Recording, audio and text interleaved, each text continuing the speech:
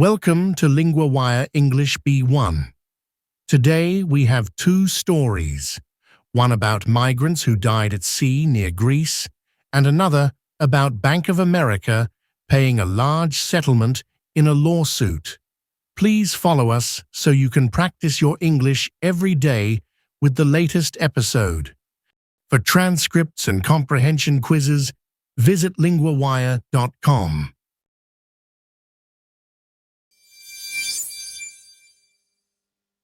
I'm here with Sarah, LinguaWire's migration correspondent. Sarah, what exactly happened with the migrants near Greece? Hello, Daniel. 22 migrants died after spending 6 days at sea in a small boat. They were trying to reach Europe from Libya, but got lost and had no food or water. What is new now about this situation? The Greek Coast Guard stopped the boat 53 nautical miles from the island of Crete on March 27th. They rescued 26 survivors, including a woman and a child. 2 survivors were taken to hospital. Why did this tragedy happen? Why were they at sea for so long? The migrants lost their direction during bad weather. The small boat could not continue safely, and they ran out of food and water. This is very dangerous, especially in bad weather. Why does this matter for Europe and Greece? Greece and Italy often receive many migrants crossing the Mediterranean. These journeys are risky. This tragedy shows how dangerous these crossings can be, especially outside the summer months when the sea is rougher. What are the next steps after this rescue? Greek authorities arrested 2 men from South Sudan. They are suspected of people trafficking, which means helping migrants enter the country illegally. They are also being investigated for negligent homicide because of the deaths. That is serious. Was there anything surprising in this story? Yes, most survivors are from Bangladesh, with some from South Sudan and Chad. Also, the boat left from Tobruk in Libya on March 23rd and was lost at sea for 6 days. That is a long time in a small dinghy. How many survivors were there, and what do we know about them? There were 26 survivors. 21 are from Bangladesh, 4 from South Sudan, and 1 from Chad. This shows the different countries people come from when they try to cross the sea. Thank you, Sarah, for explaining this difficult story.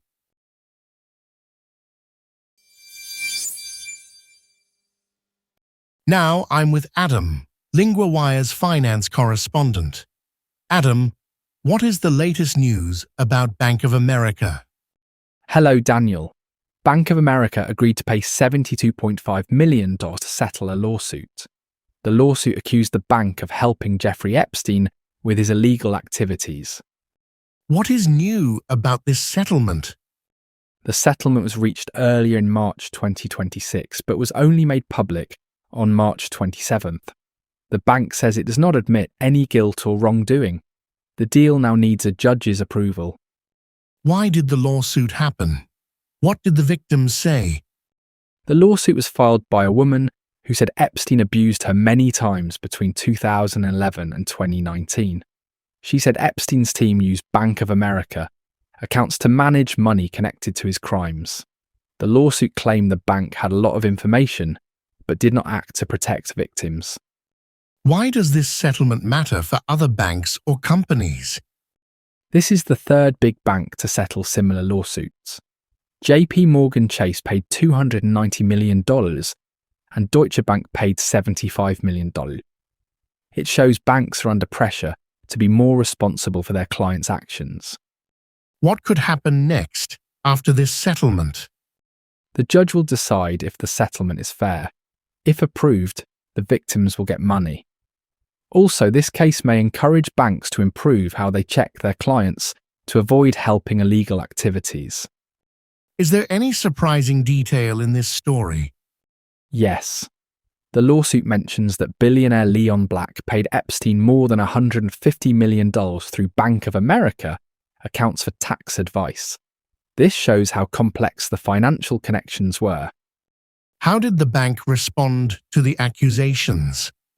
Bank of America said the settlement does not mean they admit any wrongdoing. They want to end the case without accepting blame. This is common in big legal settlements. Thanks, Adam. This is a very important financial story.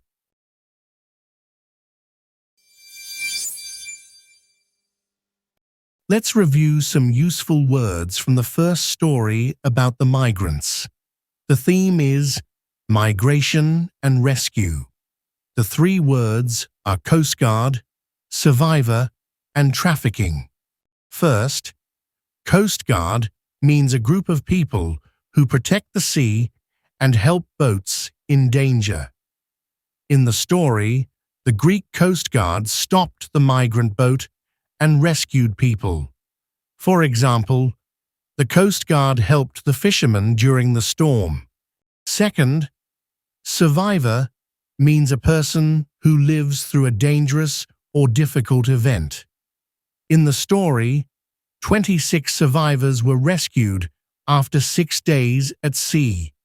For example, the survivors of the earthquake were taken to safety.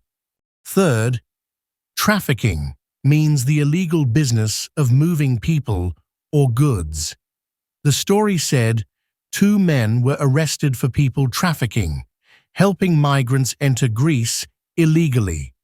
For example, the police arrested criminals involved in drug trafficking.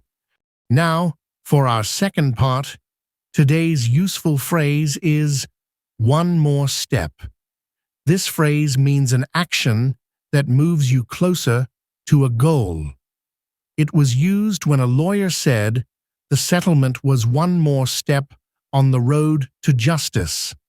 You can use one more step when talking about progress. For example, finishing this project is one more step to success. Or, learning new words is one more step to speaking English well. Remember, we use this phrase to show progress in any goal or plan. It is a positive way to say you are moving forward. That's all for today's language recap.